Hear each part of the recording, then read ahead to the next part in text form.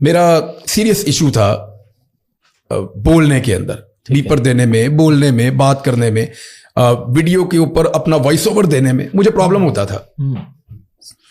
इस प्रॉब्लम से निकलने के लिए मैं रोजाना कई कई घंटे प्रैक्टिस करना शुरू हो गया। अच्छा, मैंने लगभग 3 साल प्रैक्टिस की और चीजें बदलना शुरू हुई, और कुछ 4.5 साल के बाद मुझे प्रोग्राम मिल गया।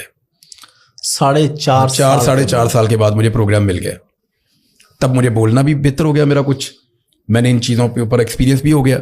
रिपोर्टिंग में भी मैंने कुछ एक्सपीरियंस गेन किया इतने सालों में, और बहुत सारी ऐसी चीज़ें मैंने की जो मुझे हेल्प कर सकती थी एक प्रोग्राम करने में। तो इस तरह हुआ ये कि इन्होंने एक प्रोग्राम रिकॉर्ड करना था एक्सप्रेस वालों ने 14 अगस्त पे, ठीक है। तो उसके लिए मीनार पाकिस्तान पे एक सेट लगा हुआ था, वहां पे ये लोग